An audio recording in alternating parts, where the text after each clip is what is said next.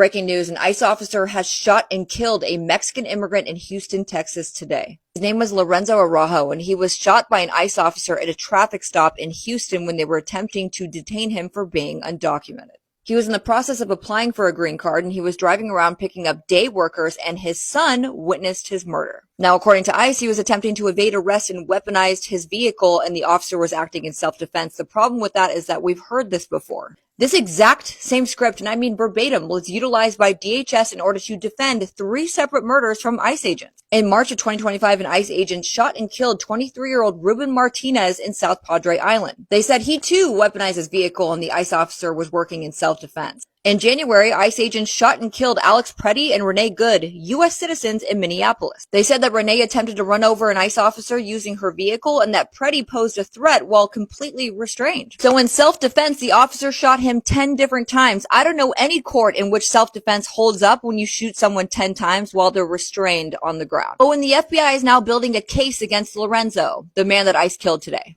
These ICE officers will keep murdering people unless we pressure them otherwise. Spread the word. Donald Trump is not the cause of corruption in American politics. He's the symptom. Both parties bear responsibility for allowing corruption to be normalized in our federal politics. This is what we can do about that. Let's be clear. Donald Trump is the most unabashedly corrupt president we've ever had, but his cowardly Republican enablers and the Democratic Party as well have made his corruption even more possible. Trump is fundamentally the byproduct of this rotten system that Congress and the courts have sustained, created, and allowed to spread like a cancer through our democracy. It's important to understand that corruption in American politics doesn't necessarily take the form of bags of cash pushed across a table in exchange for a favor, though for some Trump officials, it quite literally does. But let's be clear.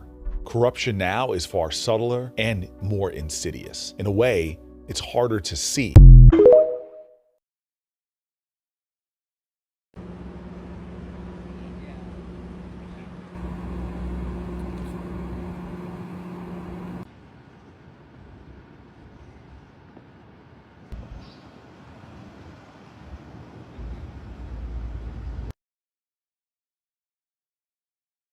This is what America looks like.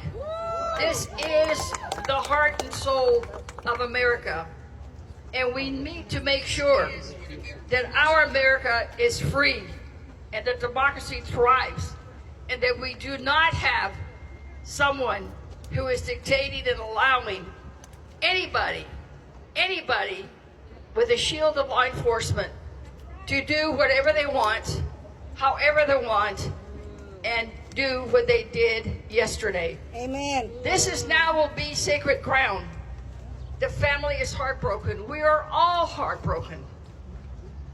But we must stand with them to make sure that we get accountability, that we have a real, thorough, up and down investigation, and that someone is held accountable. We must have justice. We must have justice. I'm on Homeland Security, and I've talked to Benny Thompson, who is the ranking member on the Democratic side. And we are going to ask for a congressional hearing so that we can have the transparency and the accountability necessary to show the world what happened. People have a right to know. People have a right to judge. People have a right to make a decision. Nobody is illegal in this country because of where you're from or how you look. Donald Trump has radicalized this agency. They are coming to our streets not to make people more safe, but to terrorize our communities. This man was a father. He was a husband. He was a neighbor. And I want you to look around right now. You see Houstonians, Latino, black, white, Asian, everybody standing here together because we are one Houston.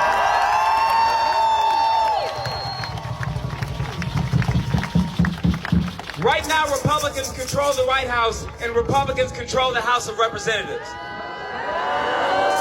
But in November, there's going to be a flip. And I will tell you right now, I serve on the House Oversight Committee, and when January comes, ICE better buckle up, because we are going to investigate every single thing that agency has done, how they've... And I believe that the Houston Police Department can investigate this. There is no law that prohibits the Houston Police Department from doing this. and the Houston Police Department ought to see this as its responsibility, its obligation to get involved in this. This is no time for us to decide that we're just going to wait and see what happens. No, if you wait and see what happens, the cover-up can develop. We've got to prevent a cover-up. And by the way, there's nothing that prevents the sheriff's department from getting involved. Right. There's nothing that prevents the constables from getting involved.